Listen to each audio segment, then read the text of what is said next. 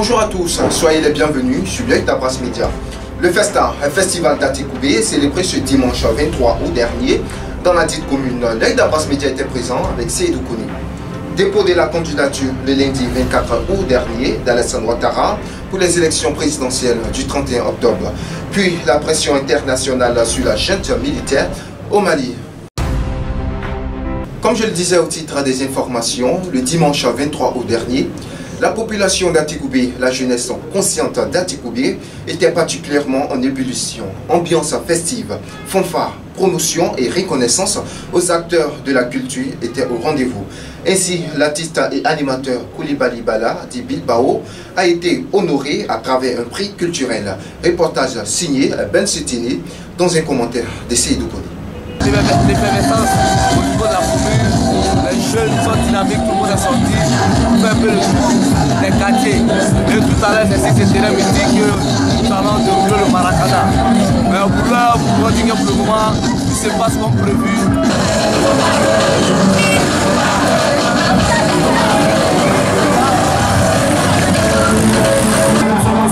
On vient ici la parole de femme, et à tout moment, c'est une démonstration de bonheur.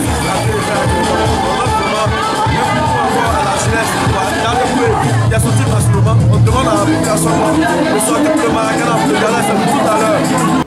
La Côte d'Ivoire continue à plier ses manches pour éradiquer la pandémie à Covid-19 sur les territoires ivoiriens. Ainsi, le ministère de la Santé et de l'Hygiène publique a enregistré ces temps-ci un nouveau cas portant à 17 562 cas confirmés, dont 15 908 personnes guéries et 114 décès. Prenons soin de nous pour éradiquer la pandémie de la Covid-19 sur le territoire ivoirien. Parlons à présent de politique. Élection présidentielle du 31 octobre 2020 en Côte d'Ivoire. Le président d'exercice Alassane Ouattara a déposé sa candidature le lundi 24 août dernier. Le dossier a été déposé à la commission électorale indépendante CEI à Abidjan, officialisant ainsi sa candidature à l'élection d'octobre prochain. Le chef de l'État n'a pas manqué d'appeler l'ensemble des Ivoiriens à la paix afin que les élections à venir soient apaisées. Rappelons que le président a été investi par son parti, le RHDP, le samedi 22 août au stade Félix Houphouët-Boigny à Abidjan. Parlons toujours d'élections présidentielles en Côte d'Ivoire. Rappelons que la date de la campagne présidentielle a été officiellement annoncée par le porte-parole du gouvernement à la personne de M. Sidi Timoko Touré suite au conseil des ministres tenu le 19 août dernier.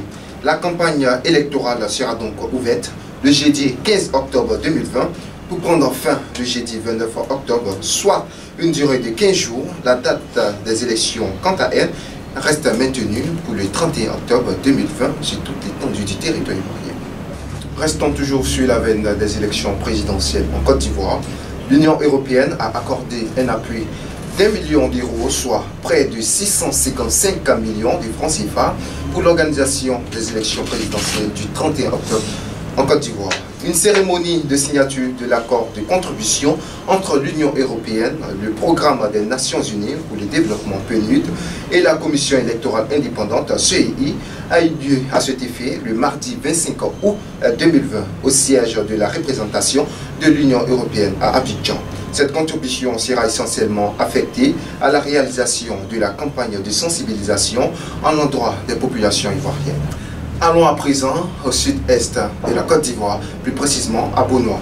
Après les altercations, la paix revient. Ce samedi 22 août dernier, le général Alexandre Apalo Touré a initié une médiation avec les différents acteurs de la crise. Une première rencontre avec les populations abourées et une seconde avec les Malinqués. À l'issue de ces deux rencontres, les deux parties conviées à la salle de réunion de la sous-préfecture se sont engagées pour un retour à l'apaisement et surtout à la paix dans leur cité. Il est prévu la mise en place d'un cadre de rencontre permanent ainsi que la réalisation d'activités telles qu'une campagne de conjointe de sensibilisation à la paix à Bonois. Éducation en Côte d'Ivoire, affectation en 6e. Plusieurs parents d'élèves mécontents. Les affectations en ligne au titre de l'année scolaire 2020-2021 qui ont commencé depuis le vendredi 21 août ont connu malheureusement des difficultés dans l'exécution des tâches. alors que le ministère avait annoncé qu'il appartient cette année aux parents de choisir l'établissement d'accueil de leurs enfants. De nombreux parents se sont plaints tantôt de la lenteur de l'opération téléphonique, tantôt du fait que les enfants aient été affectés sans leurs avis. Plus d'informations dans nos prochaines éditions. Restons toujours sur la dynamique de l'éducation en Côte d'Ivoire. Le programme scolaire a été finalement dévoilé. Le vendredi 21 août dernier, le ministère chargé de l'éducation nationale et de l'enseignement technique a annoncé que la rentrée scolaire 2020-2021 est maintenue à la date du 14 septembre prochain. L'année se subdivisera donc en 2 semestres pour prendre fin le 30 juillet 2021. La Covid-19 ayant fortement marqué le programme scolaire qui vient de prendre fin, le ministère de l'Éducation nationale appelle donc les agents de l'éducation au respect des différentes dates. À présent, à l'étranger, pression internationale sur la junte militaire au Mali.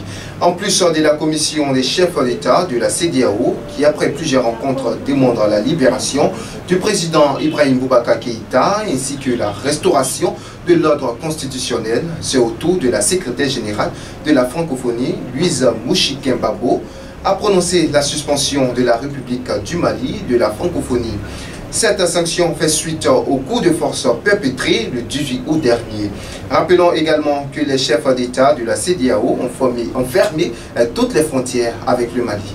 On n'en a pas fini avec le tragique feuilleton à l'élection du nouveau président de la Fédération ivoirienne de football, la FIFA.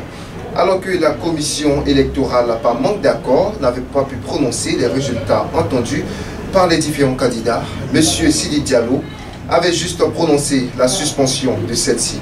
Une décision contestée par certains candidats et entérinée par la FIFA qui a demandé le rétablissement immédiat de la commission électorale. Réuni le mardi 25 août dernier, le président René Dibi a démissionné, laissant place au magistrat Ernest Konan Kwasi, nouveau président de la Fédération ivoirienne de football. Finissons ce journal à travers l'hommage à ces 2 personnalités d'Adjami Abras. Ce sont Traoré Lassina dit Lolio et El Hadj Koné Mambo. Que la terre leur soit légère. Point final, c'est terminé pour cette édition. Merci de nous avoir suivis. On se retrouve très prochainement pour une nouvelle édition. D'ici là, portez-vous bien. Bonne suite des programmes sur l'œil d'Abras.